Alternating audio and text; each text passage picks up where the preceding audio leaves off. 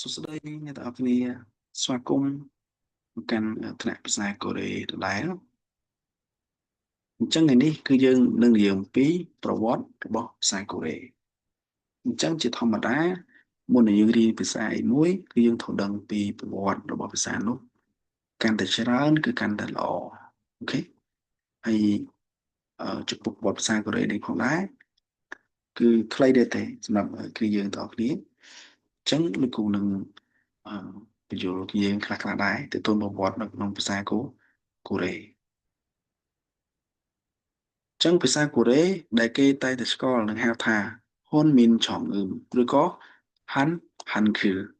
ហាន់ខឺហ៊ុនមីនឆងអ៊ឹមឬក៏ហាន់ខឺបច្ចុប្បន្ននេះគឺគេហៅតែហាន់ខឺទេគេដឹងភាសាកូរ៉េគឺគេដឹងតែហាន់ខឺទេចំពោះហ៊ុនមីនឆងអ៊ឹមគឺគេអត់នេះទេគេអាចថាពីមុនបង្កើតឡើងដំបូងគេដាក់ថាហ៊ុនមីនឆងអ៊ឹមតែបច្ចុប្បន្ននេះគឺគេដាក់ឈ្មោះពេញតែម្ដងគឺហាន់ហាន់គឺហាន់គឺអូខេអញ្ចឹងបង្កើតឡើងដោយស្ដេចឈ្មោះថាសេឈុងសេឈុងសេឈុងហ្នឹងគឺភាសាកូរ៉េថាសេឈុងថេវ៉ាំងសេឈុងថេវ៉ាំងសេឈុងថេវ៉ាំងស្ដេច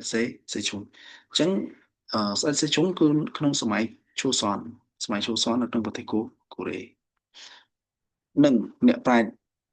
របស់ព្រះអង្គបានអ្នកប្រាជ្ញរបស់ស្ដេចសេឈុងដែលគាត់បានបង្កើតសភៅ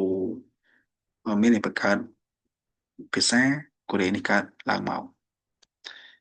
ហើយដែលកាលពីបង្កើតដំបូងហ្នឹងគឺមានចំនួន10ស្រៈហើយនិង14ព្យញ្ជនៈទេអញ្ចឹង10ស្រៈហើយនិង14ព្យញ្ជនៈនៅក្នុងឆ្នាំ1443ហើយត្រូវបានដាក់ឲ្យប្រើប្រាស់ជាផ្លូវការ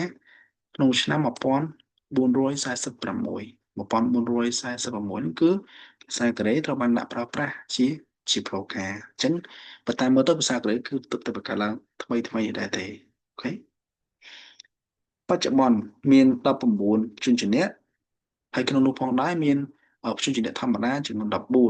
ឬគេហៅជនជាតិមូលដ្ឋានហ្នឹងចំនួន14ជនជាតិផ្សំចំនួន5ជនជាតិផ្សំមានចំនួនដល់5អូខេហើយស្រៈមានចំនួន21ស្រៈស្រៈមូលដ្ឋានគឺមានចំនួន10ស្រៈស្រៈផ្សំមានចំនួន11ស្រៈអញ្ចឹងសរុបរួមគឺ21ស្រៈចឹងភាសាកូរ៉េហ៊ុនមីនចង្អឹមឬក៏ហាន់គឺហាន់គឺនឹងគឺត្រូវបានដាក់ចូលក្នុងបេតិកភណ្ឌពិភពលោកទៅអង្គការ UNESCO នឹងគឺក្នុងឆ្នាំ1997អញ្ចឹងភាសាកូរ៉េគឺត្រូវបានដាក់ចូលក្នុងអង្គការ UNESCO រួចទៅហើយគឺក្នុងឆ្នាំ1995 97អូខេចឹងសរុបរួមវិញមានថាភាសាកូរ៉េបង្កើតឡើងដោយស្ដេចឈ្មោះថាសេឈុងក្នុងនឹងអ្នកប្រាជ្ញរបស់ព្រះអង្គដែលក្នុងឆ្នាំ1443ហើយដាក់ប្រើប្រាស់ក្នុងឆ្នាំ1446ហើយបច្ចុប្បន្នមាន19ព្យញ្ជនៈនិង21ស្រៈហើយត្រូវបានដាក់ចូលក្នុងអង្គការ UNESCO ក្នុងឆ្នាំ1995 97ចឹងអ្វីដែលត្រូវចាំច្បាស់បំផុតនោះគឺភាសាកូរ៉េមានព្យញ្ជនៈ19ស្រៈ21ហើយដាក់ចូលក្នុងអង្គការ UNESCO ឆ្នាំ1995 97ហើយដាក់ប្រើប្រាស់ក្នុងឆ្នាំ1446បង្កើតឡើងដោយស្ដេចសេឈុងនិងអ្នកប្រាជ្ញរបស់ព្រះអង្គអូ